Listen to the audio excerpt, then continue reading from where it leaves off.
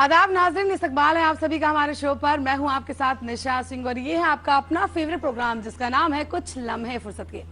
जैसा कि नाज़रीन आप जानते हैं कि हमारी कोशिश होती है कि हम आपके साथ जो भी पल गुजारते हैं वो पल आपका बेहद खास रहे, बेहद बेहतरीन और बेहद खूबसूरत गुजरे।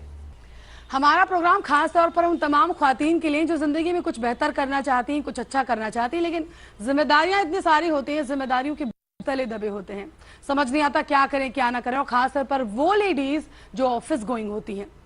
भाई हम ख्वातीन भी कितनी इमोशनल होती हैं ना, कितना सोचती हैं, कोई भी मसला हो बस हम डिप्रेशन में चले जाते हैं, फिर चाहे घर का मसला हो या फिर बाहर का मसला हो। नाज़रीन, हमें सिर्फ इन सब मसाइल के बारे में नहीं सोचना बल्कि अपने बारे में भी सोचना है, अपने लिए कैसे वक्त निकालना है, अपने टाइम को कैसे यूटिलाइज करना है जिससे हम तरोताज़ा रह सकें। तो आप कैसे तरोताज़ा रह सके इसका इंतजाम भी हमने पूरे तरीके से किया हुआ है। आज हम बात करने वाले हैं टेरेस गार्डनिंग को लेकर और इसके लिए हमारे साथ बातचीत करने के लिए हमारे साथ हमारे खास मेहमान भी होंगे, उनसे भी आपको इंट्रोडक्शन कराएंगे। तो चलिए चलते हैं।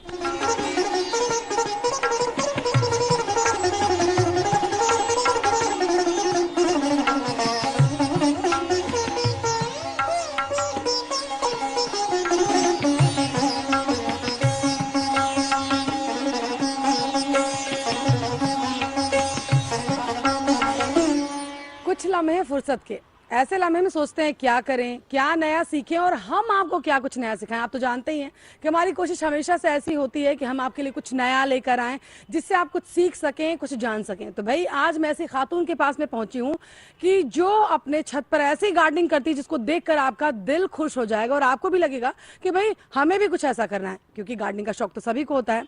हमारे साथ इस वक्त मौजूद है नविता जी। नविता जी, आपका बहुत इस्तकबाल है हमारे शो पर। आपका भी बहुत बहुत स्वागत है निशा जी, मेरे गार्डन पे, मेरे बगीचे पे, मेरे आशियाने पे।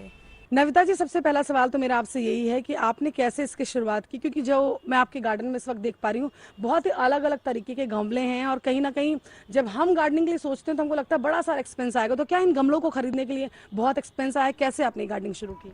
निशा जी, जैसे ही आपका एक प्रोग्राम का नाम है कुछ लम्हे फुर्सत के, तो मैंने भी उन फुर्सत के लम्हों से कुछ लम्हे अपने लिए चुराए और अपने बाग को, एक आशियाने को एक सुंदर रूप दिया।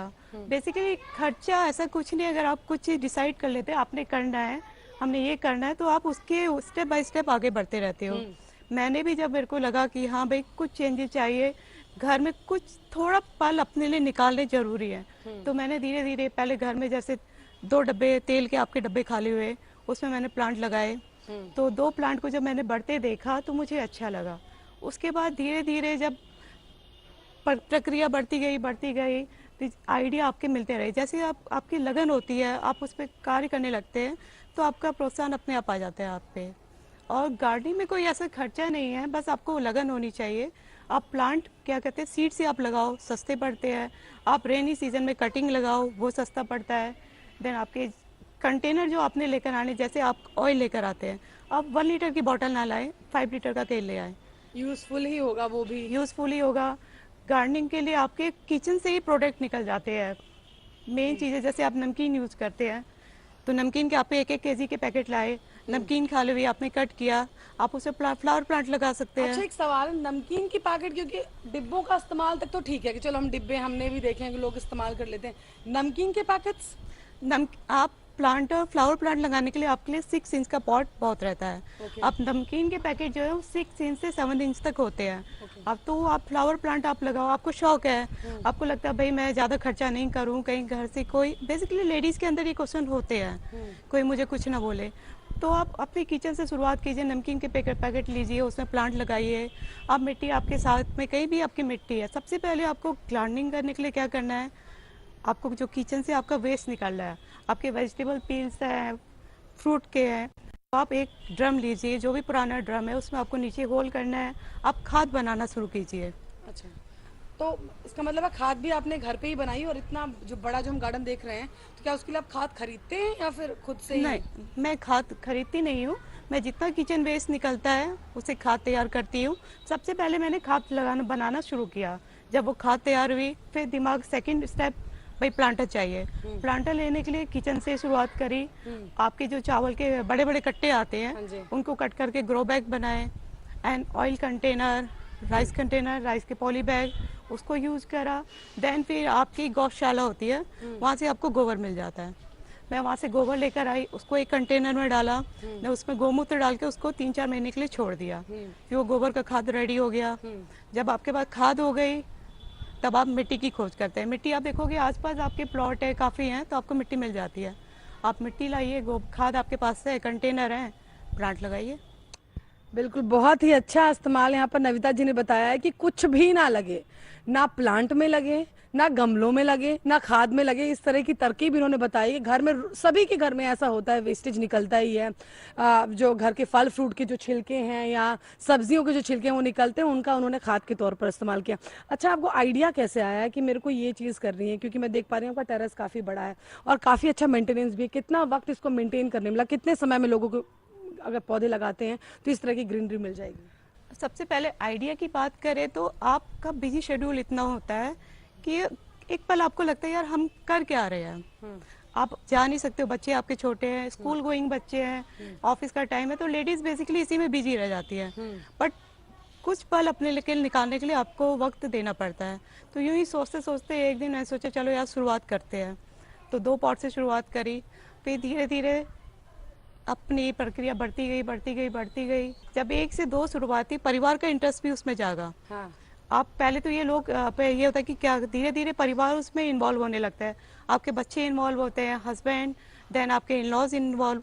तो मेरे साथ यही हुआ कि जब सारे इन्वॉल्व हुए, आसपास के नेबर्स सबने देखा, लोग कुछ सीखने लगे, तो मुझे और अच्छा लगा कि मैं एक रोल मॉडल तैयार करूं। तो धीरे धीरे करके मैं एक रोल मॉडल बेसिकली तैयार कर रही हूँ। फैमिली सपोर्ट अगर मैं पूछूं, फैमिली सपोर्ट कितना है? क्योंकि मैं काफ़ी सारे डिज़ाइंस भी यहाँ पर देख रही हूँ, जैसा आप बता रहे हैं कि बच्चे भी हैं। क्योंकि कहीं ना कहीं जब हम कंटेनर्स का इस्तेमाल करते हैं, ऑयल के जो कंटेनर्स हैं उसका इस्तेमाल किया, तो उसमें मैं देख भी पा रही हूँ उसमें कई तरह की पेंटिंग्स वगैरह भी आपने की। तो क्या आपने की है, बच्चों ने की? बच्चों की तरफ से सपोर्ट है क्या? ये पेंटिंग तो मैंने की, कलर बच्चों के हैं। अच्छा। बच्चों के साथ सपोर्ट बहुत है, जैसे मिट्टी है, आइडिया देना बच्चों का काम है, बच्चे इन्वॉल्व। बेसिकली बच्चों को मैं एक चीज़ सिखा रही हूँ, आने वाली पीढ़ी को एक चीज़ मैं सिखा रही हूँ। मेरा मकसद सिंपल ये है कि एक पीढ़ी को अपने बच्चों पे एक शिक्षा में छोड़ के जाऊँ और वो उसको मेंटेन करे, आगे इन्वायरमेंट से जुड़े। बिल्कुल, बहुत अच्छी कोशिश है, क्योंकि नेचर के आप बच्चों को क्लोज लेकर आ रही हैं, ये सिखाना बेहद ज़रूरी है। क्योंकि पेड़ पौधे, प्लांटेशन हमारे लिए कितने ज़रूरी हम जानते ही हैं। अगर मैं बात करूं, जैसे आपने इतना सारा कुछ आपने बनाया हुआ है, यहाँ पर किस किस तरह की वेजिटेबल्स आपने लगाई हैं? फ्रूट्स लगाया है या फ्लावर? अगर मैं बात करूँ गेंदे की बात करूँ या दूसरे फ्लावर्स की, कितने तरह के प्लांट्स आपके पास में हैं? मेरे पास वेजिटेबल्स में अभी आप देखोगे तो सीजनल में मूली है, पालक है और टमाटर है। अब नेक्स्ट सीजन के लिए, गर्मियों के लिए मैंने भिंडी लगाई हुई है। टमाटर के कितने पौधे हैं? आपको लगता है जैसे कि इनफ हो जाता है या आपको लगता है कि ज्यादा मेहनत करनी पड़ती, बाहर से भी लाना पड़ता है? मेहनत बिल्कुल नहीं करनी पड़ती। जब आप सितंबर में आप टमाटर की पौध बेसिकली लगाई जाती है। हाँ। सितंबर में लगाया, 2-3 महीने उसको ग्रो करने में, तब तक तो आपको टमाटर लेने हैं। अच्छा, इसको मेंटेन करने के लिए कितना वक्त चाहिए? क्योंकि एक आप लगा लेते हैं, शौक भी कर लेते हैं, लेकिन होता है ना कि हमेशा आपके पास टाइम नहीं होता है चीज़ों के लिए।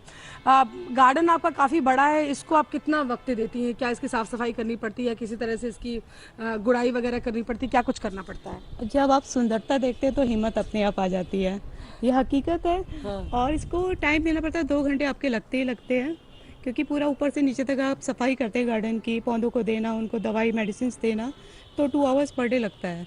लेकिन मेडिसिन का क्या है कि आपको हर 15 डेज के गैप में देना होता है। अच्छा।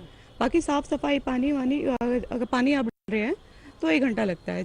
तो नविता जी की गार्डन से हमें बहुत कुछ सीखने का मौका मिला और अपनी ऑडियंस को सिखाने का मौका मिला कि कैसे कम बजट में आप अपने गार्डन को मेंटेन कर सकते हैं, बिना पैसे खर्च किए, बिना गमले लाए। आप कैसे घर की चीज़ों का इस्तेमाल करके अपने घर को खूबसूरत बना सकते हैं, ग्रीन बना सकते हैं। नविता जी, आपको बहुत शुक्रिया हमारे शो पर आने के लिए और हमारी ऑडियंस को इतनी अच्छी अच्छी बातें बताने के लिए। शुक्रिया निशा जी, आपका भी शुक्रिया, आपकी टीम का, डीडी उर्दू की टीम का भी शुक्रिया।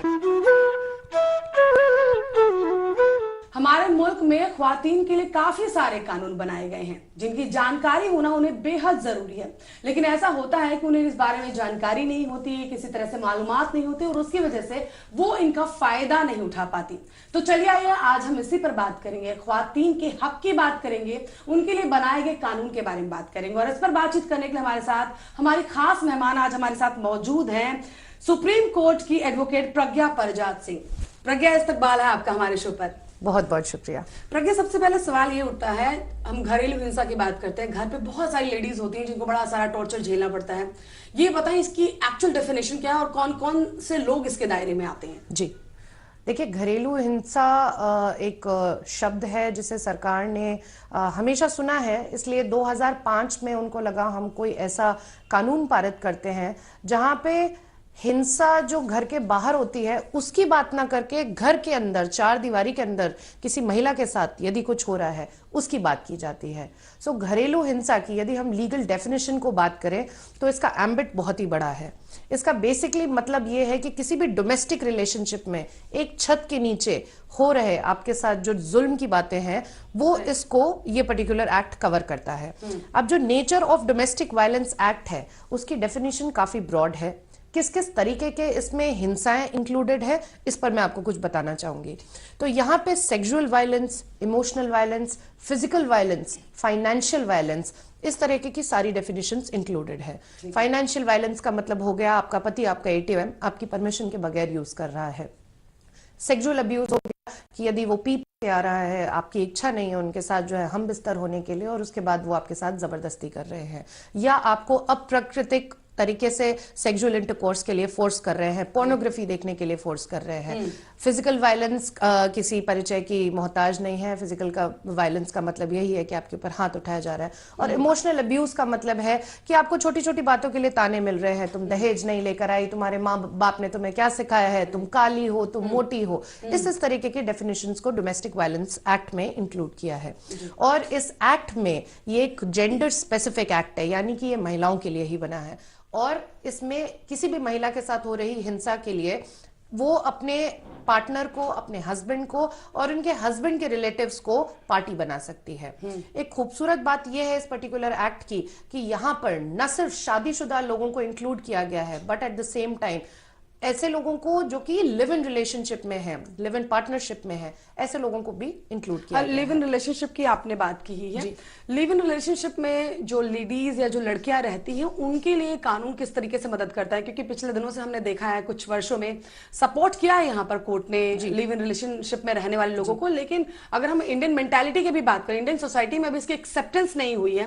कानून उन्हें किस तरीके से हेल्प करता है? जी, बहुत सारी महिलाओं को मैं ये कहना चाहूंगी कि इवन इफ अभी भी सामाजिक मान्यता नहीं मिली है इस रिलेशनशिप को, उसके बाद भी कहीं ना कहीं लॉ बहुत ही प्रोग्रेसिव होता जा रहा है। सुप्रीम कोर्ट, हाई कोर्ट के काफी सारे ऐसे जजमेंट्स हैं जहां पे लिव इन रिलेशनशिप को वैल्यू दी गई है, उसको इक्वेट किया गया है एज अ नॉर्मल मैरिज। हालांकि यहाँ पे ये बहुत इंपॉर्टेंट है कि अगर आप जुम्मा एक महीना किसी के साथ रहे हैं, आप उसको एक शादी के बराबर समतुल्य नहीं मान सकते। लेकिन अगर रिलेशनशिप में आपने कुछ समय, कुछ वर्ष व्यतीत किए हैं जहां नेचर ऑफ आपका जो रिलेशनशिप है वो ऐसा है कि आप पति पत्नी की तरह रह रहे हैं, वहां कानून आपको मान्यता देती है। तो इसमें अधिकार किसी महिला का यह है कि यदि मान लीजिए लिव इन रिलेशनशिप में बिना शादी हुए अगर कोई बच्चा पैदा होता है तो उस बच्चे के सेम राइट्स हैं एज कंपेयर टू किसी शादीशुदा पार्टनर के। उस बच्चे के संपत्ति पे भी अधिकार होंगे, उस बच्चे को इक्वली सेम राइट्स मिलेंगे, वो अवैध, अनैतिक नहीं माना जाएगा। प्रज्ञा, कोई पहली बार नहीं है जब खवातीन के लिए कोई कानून बना हो या उसे लागू किया गया हो, लेकिन सवाल ये उठता है कि कानून तो हमेशा से ही थे, इनका फायदा खवातीन को आखिरकार मिल क्यों नहीं पाया, लेडीज को मिल क्यों नहीं पाया? क्या लेडीज द्वारा किसी तरह से कोई इस पर क्वेश्चनिंग नहीं की गई है, सवाल नहीं उठाया गया, या किसी बात का डर रहा है? आपको क्या लगता है? देखिए, लॉज तो हमेशा रहे हैं, over the period of time इन लॉज को लाया गया है ये मानते हुए कि महिला कहीं ना कहीं हिस्टोरिकली डिसएडवांटेज्ड सेक्स रही है। इसलिए संविधान ने भी, जो हमारा आईन है भारत का, उसने भी समय समय पर इस तरीके के कुछ प्रावधान लाए हैं जो स्पेसिफिकली खवातीन के लिए है। अब यहाँ बात ये आती है कि लॉज होने के बावजूद बहुत सारी महिलाएं इनका उपयोग नहीं कर पाती हैं। कुछ तो उनकी चिंताएं हैं, कुछ उनकी घबराहट है, उनको लगता है यदि मैं अपने पति पे डिपेंडेंट हूँ, यदि मेरे साथ कुछ जुल्म हो रहा है और उसके खिलाफ मैं आवाज उठाती हूँ और मेरे बच्चे हैं तो कहीं ना कहीं मेरी घर गृहस्थी टूटेगी। तो वो एक कहीं ना कहीं कश्मकश में रहती हैं कि ना मैं पिता के घर की रहूंगी ना मैं पति के घर की रहूंगी। प्लस फाइनेंशियली महिलाएं बहुत स्ट्रांग नहीं है, संबल नहीं है। अगर हम देखें तो इतने लॉज हैं जो महिला को बहुत ही एम्पावर कर रहे हैं।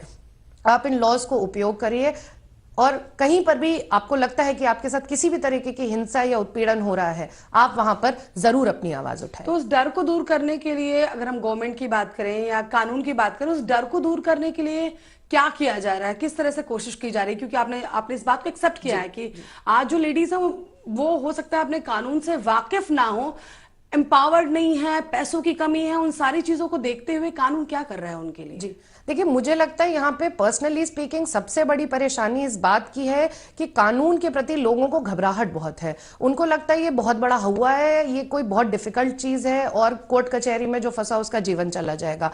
हमारे देश में लोगों को कानूनी जागरूकता नहीं है, उनको पता नहीं है कि लॉज क्या होते हैं, जिसकी वजह से सबसे ज्यादा उनका मिसयूज होता है। आपको लगता है थोड़ा लीनियंट हो रहा है? आपने बोला लोगों में घबराहट है, तो क्या कानून भी इस चीज को ऐसे सोचता है कि हमें थोड़ा सा लीनियंट होना है, जिससे कि जो हमारे जो देश की जो लेडीज हैं वो हमारे साथ कम से कम कनेक्ट कर सकें, आगे बढ़ सकें, डरें? बेशक कानूनी भाषाएं इतनी मुश्किल होती हैं कि बहुत लोगों को वहीं पे वो समझ नहीं पाते हैं, वो तारुफ नहीं रख पाते हैं उस चीज से।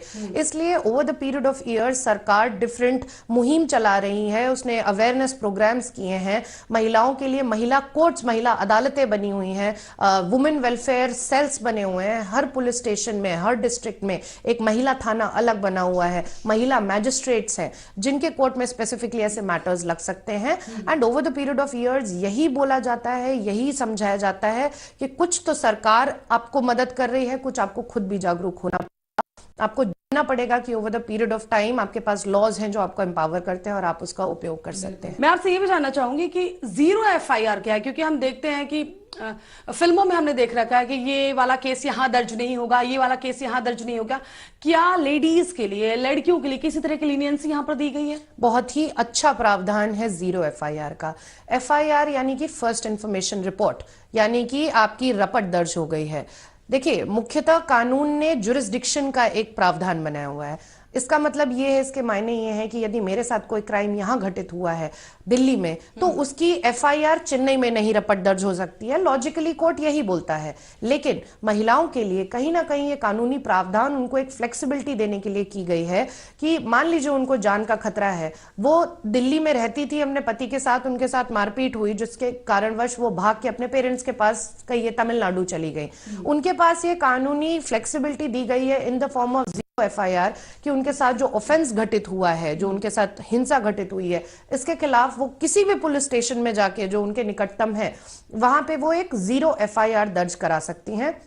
तो ये नहीं कहेगा कि दिल्ली में आपके साथ हुआ, आप यहां क्यों आई हैं। तो इस तरीके से किसी भी कोर्ट, कोई भी पुलिस स्टेशन कॉग्निजेंस ले सकता है ऑफेंस का, जुरिस्डिक्शन के परे। प्रज्ञा, बिल्कुल जैसा कि आपने बताया, जीरो एफआईआर से काफी सारी सुविधाएं यहाँ पर खवातीन को मिल रही है, इसको भी उनको जानना बेहद जरूरी हो जाता है। एक और चीज है, हमने देखा है कि खवातीन या लड़कियों का जब लोग पीछा करते हैं उसमें भी काफी ज्यादा घबरा जाती है। इसकी क्या कुछ लिमिट है? इसको आप कैसे मानते हैं? क्योंकि कितने दिनों में ऐसा होता है कि कितने दिनों में हम रिपोर्ट दर्ज करवा सकते हैं, रिपोर्ट लिखवा सकते हैं कि भाई ये मेरे को कितने दिनों से परेशान कर रहा है? क्या कुछ उसका क्राइटेरिया है?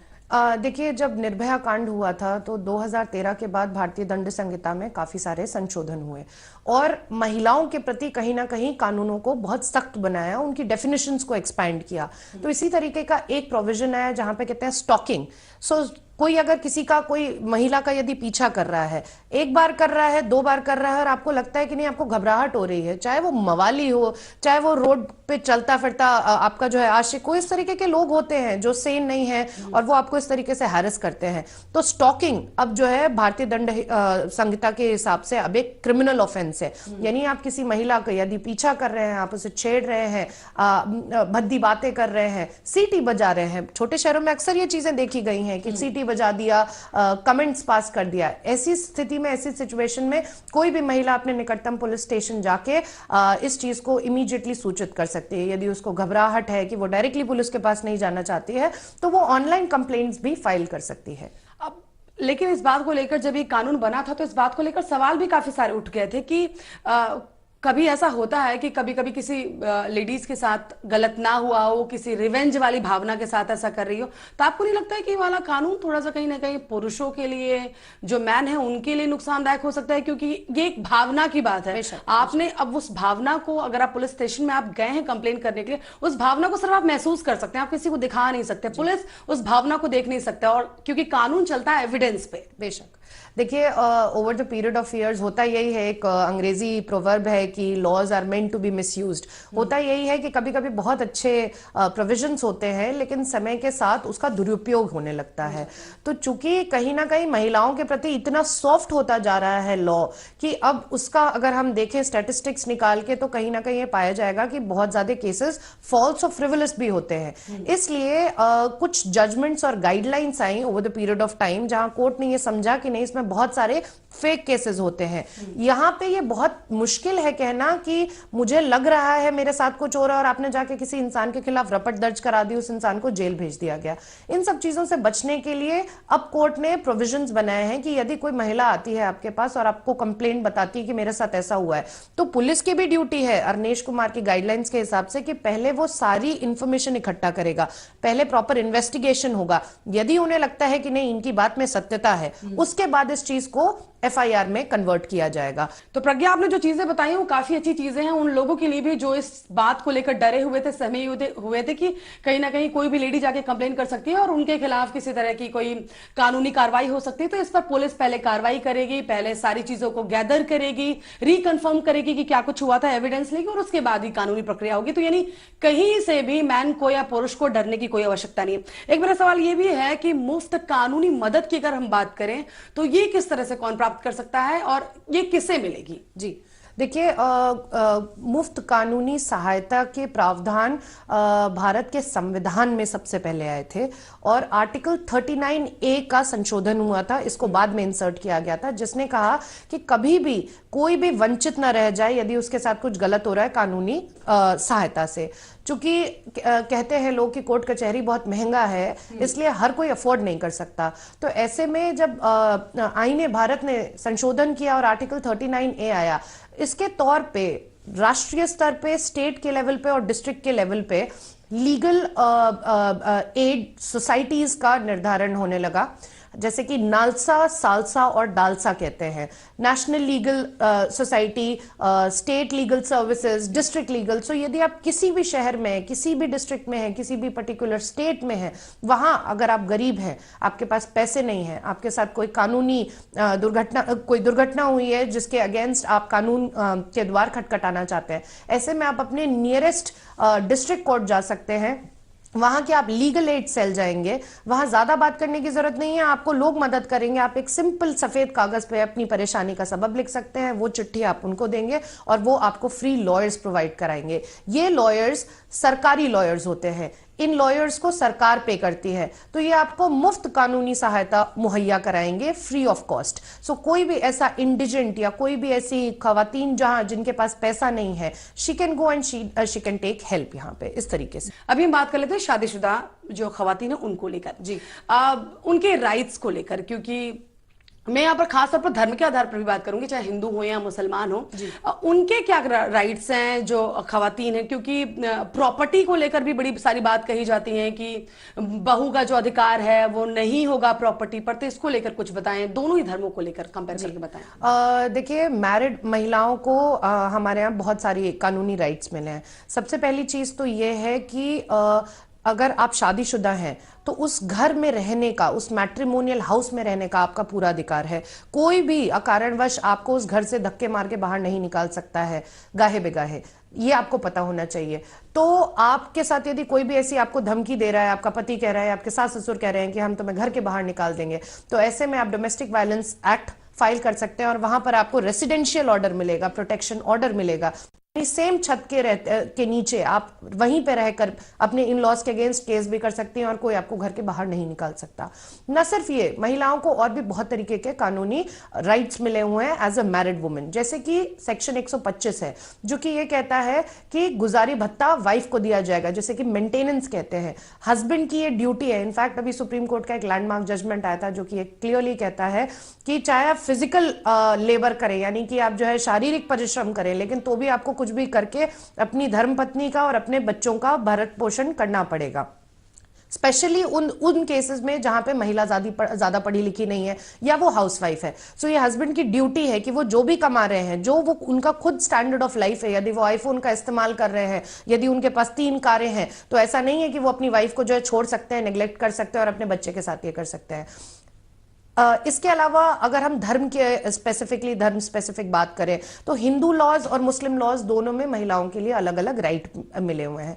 यदि हम मुस्लिम लॉ की स्पेसिफिकली बात करें तो महिला का अधिकार है मेहर की रकम का, जो कि मेहर उसकी प्रॉपर्टी होती है, जो उसका सोल, उसका अपना अधिकार है। ये एक अच्छा कंसेप्ट था, लॉजिक था। सिमिलरली हिंदू लॉ में स्त्री धन का कंसेप्ट है, जो भी आपको जो है सोना चांदी जवाहरात मिले हैं शादी में, वो आपके मुश्किल वक्त के लिए है और उस पर किसी और का अधिकार नहीं है। प्रज्ञा, आपका बहुत शुक्रिया हमारे साथ हमारे इस प्रोग्राम में जुड़ने के लिए और हमारे सवालों का जवाब देने के लिए। Thank you. तो सवाल तो बहुत सारे थे, क्योंकि बात कानून की हो रही है, बात ख्वातीन के कानूनी हक की हो रही है और इस पर बात करना बेहद जरूरी भी है। आज काफी सारे सवाल रह गए हैं जिनको हम कोशिश करेंगे अगले हफ्ते जरूर ले। तो आज के लिए बस इतना ही। अगली दफा आपसे एक बार फिर से मुलाकात होगी, तब तक के लिए खुदा हाफिज।